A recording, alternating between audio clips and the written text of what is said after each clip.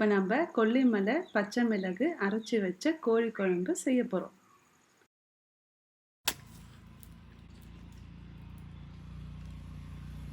வானல் நல்லா காஞ்சிருச்சு. இப்போ நம்ம 50 கிராம் நல்லெண்ணெய் ஊற்றிக்கிறோம். எண்ணெய் நல்லா காஞ்சிருச்சு. இப்போ இதில் நம்ம பட்டை, கிராம்பு, ஏலக்காய், சோம்பு சேர்த்துக்கிறோம். 1/4 கிலோ நறுக்கி வச்ச வெங்காயம் இப்போ நம்ம இதில் சேர்த்துக்கிறோம்.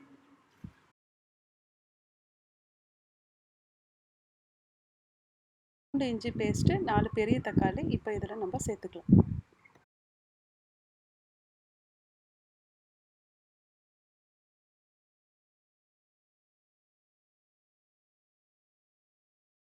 ரெண்டு கொத்து கருவேப்பிலை இதில் நம்ம சேர்த்துக்கலாம்.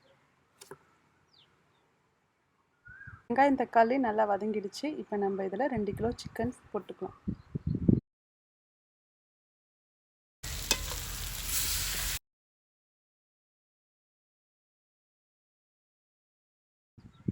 ஐம்பது கிராம் குழம்பு மிளகாத்தூள் இப்போ நம்ம இதில் சேர்த்துக்கலாம். அடுத்தது 2 ஸ்பூன் வெறும் மிளகாத்தூள்.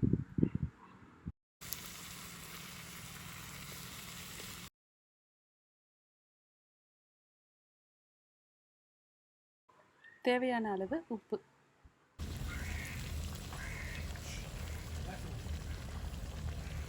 இந்த கோழி குழம்புக்கு முக்கியமானதே பச்சை மிளகு. அதை நம்ம இப்போ பெருக்க போகலாம்.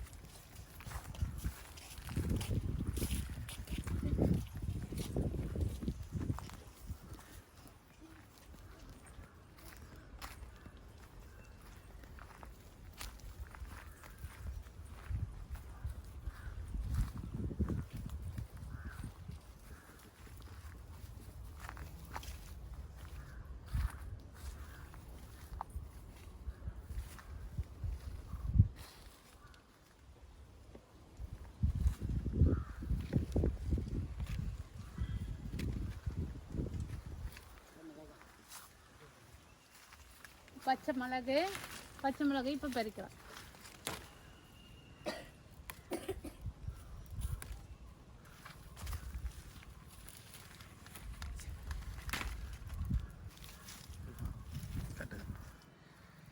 பச்சை மிளகு பறிச்சுக்கிட்டோம்.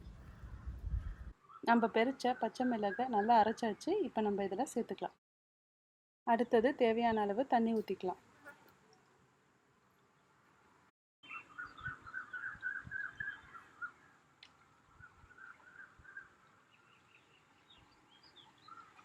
சிக்கன் நல்லா வெந்துருச்சு. இப்போ நம்மளோட கொல்லிமலை பச்சை மிளகு அரைச்சி வச்ச கோழி குழம்பு ரெடி ஆயிடுச்சு.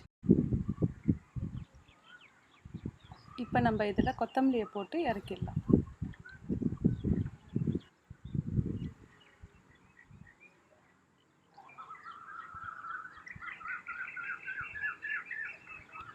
இப்போ நம்ம வச்ச கோழி குழம்பை டேஸ்ட் பண்ண கொடுக்கலாம்.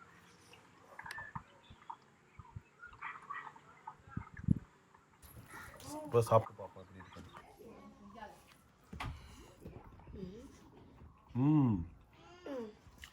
நல்லா வித்தியாசமாக பச்சை மிளகோட ஃப்ளேவரு இந்த சிக்கனுடைய கிரேவிக்கும் ரொம்ப வித்தியாசமாக இருக்குது.